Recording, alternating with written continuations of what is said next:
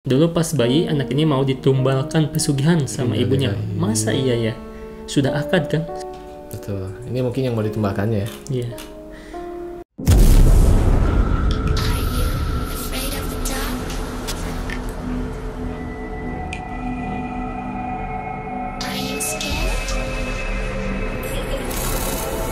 Hai Ajiganers, kembali lagi bersama aku Heretsu dan juga Kang Sarip. Halo.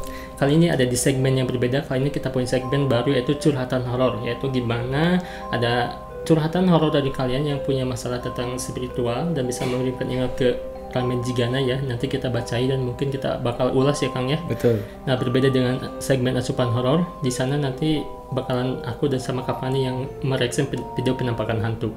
Tapi sebelum lanjut membahas videonya, jangan lupa untuk subscribe dan nyalakan lonceng channel ini.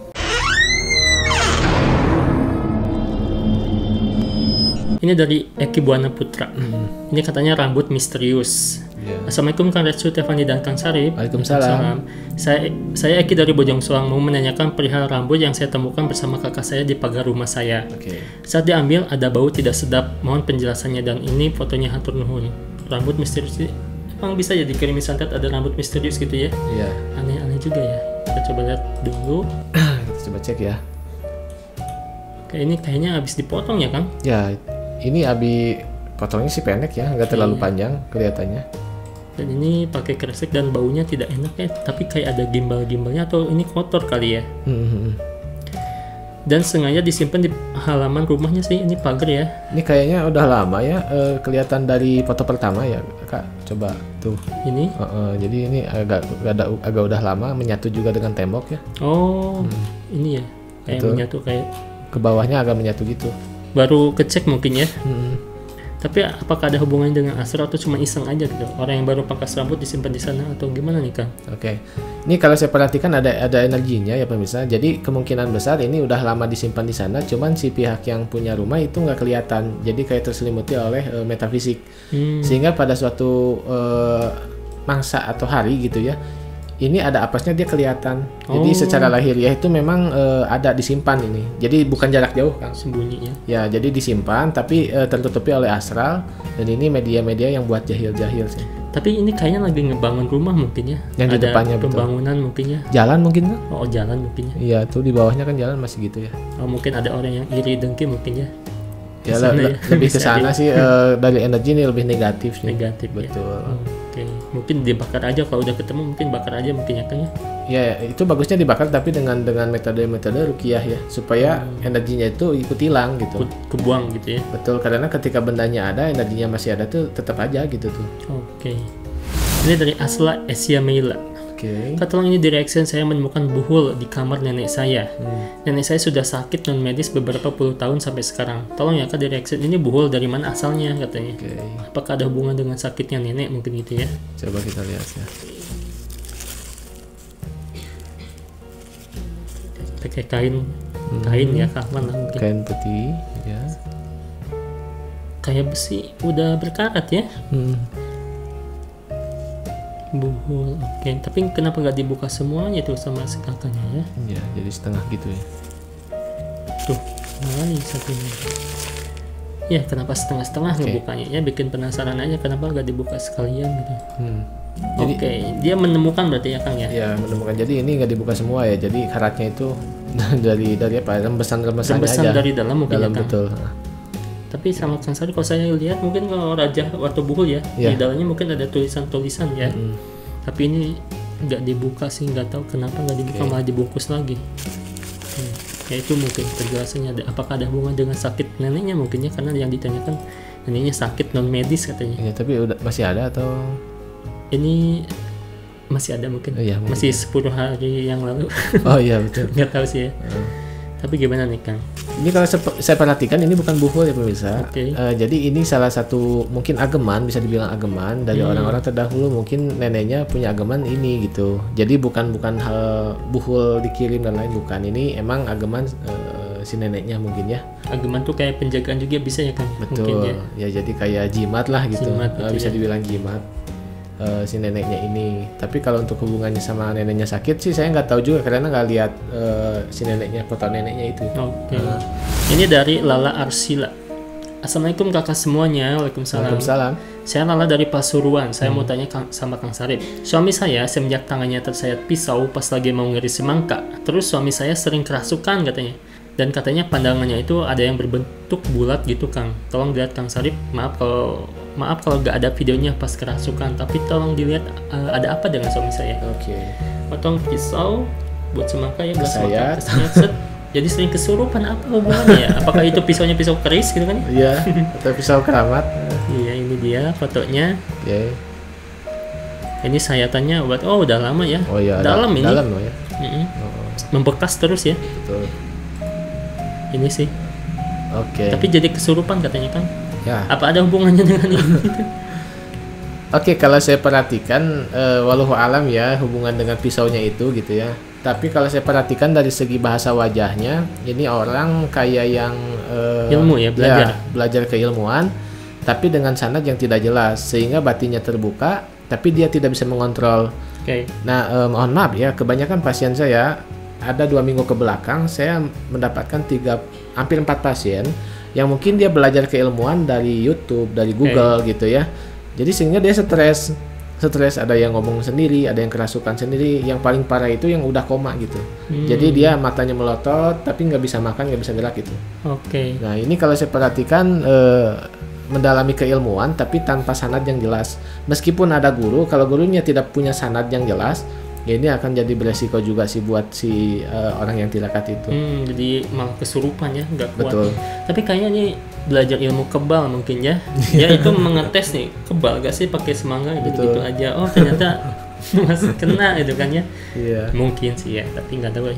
Karena ya banyak lah ilmu-ilmu, ada ilmu kebal itu kan ya. Iya, hikmah itu banyak ilmunya itu. Ambil hikmahnya aja ya berarti. Ini dari Fania Puspita. Oke. Assalamualaikum Bapak Kang Sarip dan Bang Heretsu. Waalaikumsalam. Saya Fania dari Tuban, Jawa Timur. Kang Sarip, tolong diterawang rumah saya. Apakah ada sesuatu yang mengganggu? Mengingat anak saya yang di video itu sudah 5 tahun belum mau berbicara dan bersosialisasi sama orang lain. Suka nangis gak jelas dan tidak mau diatur. Terima kasih. 5 tahun harusnya udah bisa berbicara ya, udah lancar lah, minimal udah ya berbahasa lah gitu. TK juga udah masuk ya harusnya. Kelas ya udah TK tahun harusnya ya. Atau kober atau apalah gitu ya. Tapi sukanya nangis dan gak mau diatur. Oke. Terus apa hubungan dengan rumah ya?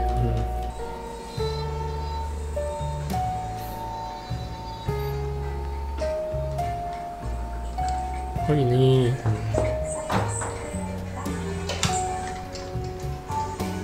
Mesti pakai ya, pampers ya.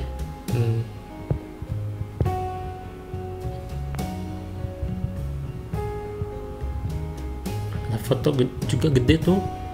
Agak serem juga fotonya, emang foto pernikahan sih mungkin, tapi suasananya sih emang serem ya fotonya. Horor. Cuma berdua ya, rumahnya sepi banget ya, itu bermainnya cuma sama ibunya gitu. Mungkin tuh ininya lega ya. Mungkin ayahnya sedang kerja atau. Kalau anak seusia itu biasanya suka ada teman bermainnya, lagi main gitu kan sama siapa, tapi ini kayaknya emang sendirian aja ya. Ya mungkin kalau dari segi dokteran mungkin bisa dimasukin ke dokter gitu, ini kenapa gejalanya mungkin ya, karena ada anak-anak juga diagnosanya kenapa itu. Tapi yang pengen tahu mungkin rumahnya Kang. Oke. Kalau anaknya mungkin beda lagi ya. Mungkin rumahnya aja fokusnya ya Kang. Kita siap, oke. Gimana tuh kalau menurut dari segi rumah? Ini rumah kalau saya perhatikan rapih ya, rapi dengan catnya segini mah rapi lah ya. Untuk astral seharusnya tidak terlalu eksis di sini gitu ya. Tapi kemungkinan besar, mohon maaf ya, bukannya saya ini, tapi kemungkinan besar ini ada sesuatu yang negatif yang masuk dari luar. Dan ini hubungannya antara manusia sih. Dan secara tidak langsung ini ada kiriman. Kalau saya boleh saran gitu ya, setiap malam atau udah sholat isya ini perbanyak baca sholawat aja. Kalau bisa sholawatnya sholawat syifa, itu tidak dipatok ya mau berapa kali juga gitu, tapi minimal kita ada pembacaan sholawat syifa ke air, nanti airnya dikelilingi di banjur di sekitaran rumah gitu ya, karena ini saya perhatikan ada energi negatif dari luar yang masuk. Untuk rumahnya sih bagus gitu, tidak mengundang astral yang liar untuk masuk gitu, karena tidak ada hal-hal yang mungkin kayak kata orang Sunda pebalatak gitu ya. Kalau kiriman bisa aja kan Nah, ini kiriman ini kalau saya perhatikan. Mungkin anaknya ngaruh ya Kang, anaknya yang peka gitu kan ya. Dia tuh merasa ketakutan tapi nggak ngerti itu tuh apa, sosok apa, dan makanya dia nangis sendiri mungkin ya kayak gitu sih. Jadi ke anaknya itu rudet kata orang Sunda, ke anaknya itu rudet. Tapi kalau untuk anaknya yang kurang fasih berbicara itu saya ya belum mendalami lah ya kalau itu. Ini saran saya aja, baca sholawat syifa setiap malam gitu. Ini dari Eliani Prihatini. Oke. Assalamualaikum Kak Fanika Hairul dan Kang Sarip. Waalaikumsalam. Aku Eliani dari Bogor, mohon pencerahannya rumah yang aku tempati, soalnya sering ada yang ganggu. Bahkan gak cuma aku dan suami, ke setiap orang yang datang ke rumah pasti diganggu. Dan udah beberapa hari lama ini suami selalu ada masalah di tempat kerjanya. Apa ya kira-kira ada kaitannya? Orang-orang alhamdulillah udah pada punya rumah gitu kan ya. Iya. Tapi masih aja diganggu. Iya sih. Oke. Ya, ayahnya suka hobi burung tuh ya, kelihatan ada burung. Tapi akhir-akhir ini di tempat kerjanya sering ada masalah. Tuh. Ini saya sudah menangkap sesuatu. Oke. Gimana tuh? Ini di rumah ini ada pusaka. Yang pusakanya ini tidak terkontrol oleh si pemiliknya, nggak tahu yang pengirim si ibunya atau si bapaknya itu pasti punya pusaka. Kalau saran saya kalau tidak paham mending buang aja. Jadi ini mengganggu untuk masalah pekerjaan dan masalah dari rumah gitu. Jadi ini ada pusaka yang tidak terawat gitu. Oke. Harusnya terawat dengan ada ritual tertentu, ini tidak gitu. Jadi disimpan aja. Jadi ini kata orang Sunda tuh kabadi gitu. Kabadi. Ya, kabadi itu jadi menyerang balik kepada tuannya. Lebih baik kalau tidak paham buang aja. Pasti ada nih pusaka. Jenisnya hodam nih. Makanya ke tamu juga mengganggu. Oh, pantesan. Si pusaka itu mungkin pengen diurus ya, seharusnya mungkin ya. Iya. Ini dari Umu Asyifa. Assalamualaikum Karatsu Kapani dan Kang Sarip. Waalaikumsalam. Tolong di blur ya. Wah ini kayaknya susah ya. Nggak boleh ya, nggak boleh di blur. Jadi ini saudara sepupuku. Dulu pas bayi anak ini mau ditumbalkan pesugihan sama ibunya. Masa iya ya? Sudah akad kan? Sudah mau ritual. Tapi anak ini akhirnya dibawa kabur sama ibunya. Gak jadi ditumbalkan. Tapi kan belum ada pembatalan perjanjiannya. Apa akan berpengaruh dengan hidupnya sekarang? Gimana caranya biar perjanjiannya bisa berputus? Kita tahu ketika kami sudah besar dan ibunya bercerita. Mohon bantuannya Kang. Oke. Kayak film Pengabdi Setan ya? Betul. Jadi ada perjanjian. Perjanjiannya sama siapa gitu? Ini kan? si ibunya pelin-pelan juga ya? Iya, jadi nggak sih gitu kan ya? Jadi nggak sih. Jadi udah di perjanjian, udah akad deal, tapi dikabur gitu kan? Oke. Ini sepupunya berarti ini ya? Betul. Ini mungkin yang mau ditumbalkan ya? Iya. Dia bikin TikTok, egoku tambah egomu sama dengan blokir. Udah lihat ya ini. Oke. Udah lihat dulu. Oh, jadi si ibunya cerita pas sudah dewasa gitu? Ini si ibunya atau anaknya? Kayaknya anak yang mau ditumbalkan mungkin ya. Ini katanya ada sudah video saudara sepupu yang mau ditumbalkan. Oh iya, saudara sepupu yang mau ditumbalkan sama ibunya. Oh berarti sepupu ini yang mau ditumbalkan. Iya, tapi apa akan berpengaruh pada hidupnya? Berarti dia sampai sekarang nggak ada pengaruh apa-apa dong ya? Iya. Berarti aman-aman aja dong, nggak usah gimana ya? Atau cuma kesugesti aja dulu nih mau ditumbalin? Oke, pertama saya juga tidak tahu ini mau numbalinnya secara gimana ya. Tapi secara garis besar mungkin pesugihan gitu ya. Oke. Ya kalau misalkan kita mau menumbalkan sesuatu di pesugihan, ini agama yang saya pegang gitu ya. Semua dosa itu dimaafkan kecuali menduakan Tuhan. Nah, pesugihan ini adalah sesuatu yang mungkin agak sulit untuk kita dimaafkan. Jadi kalau untuk si korban biasanya tidak pengaruh apa-apa. Kalau untuk si korban itu kalau udah selamat ya selamat aja. Malahan si korban ini biasanya lebih baik lagi gitu, lebih bagus lagi. Yang jadi masalahnya ini yang menumbalkan. Nah ini kalau udah kontrak sama itu ya pasti. Kalau misalkan boleh saya saran ya untuk si ibunya gitu ya, taubatan nasuha aja gitu, karena Allah itu maha pemurah lagi maha penyayang. Kalau misalkan muslim udah pasti muslim ya. Kalau misalkan pakai kerudung mah ya taubatan nasuha aja kepada Allah, sumerah pasrah aja. Mau diterima atau tidak taubat kita, ya masa iya Allah itu maha rahman rahim ya. Meskipun dalam ayatnya berbunyi seperti itu gitu. Dosa besar itu ya menduakan Tuhan. Syirik gitu ya. Nah, syirik itu. Tapi mungkin perjanjiannya si ibunya udah menerima uangnya, mungkin ini uang pesugihan udah dapat.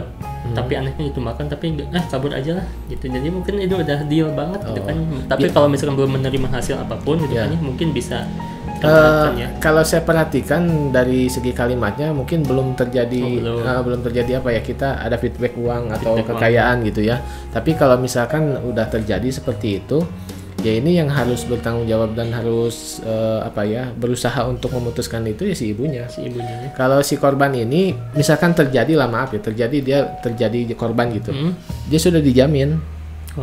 Karena saya pribadi melihat gitu ya, orang yang dikorbankan ini syahid juga sih.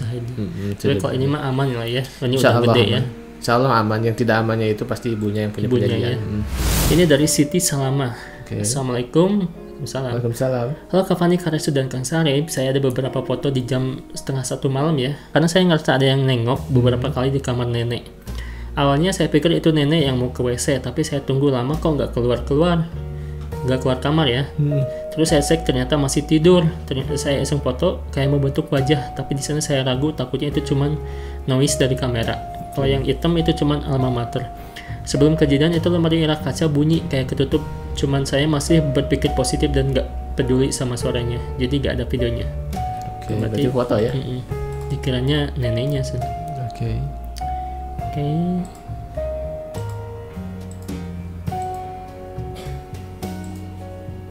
Oh, ini mungkin yang kayak nengok ya. Karena tadi kayak gak ada sih ininya. Betul, dikit ya. Dikit sih. Kalau yang hitamnya alma mater. Iya, yang gantung mungkin. Ya. Coba kita terangin dikit mungkin ya, Kang. Betul.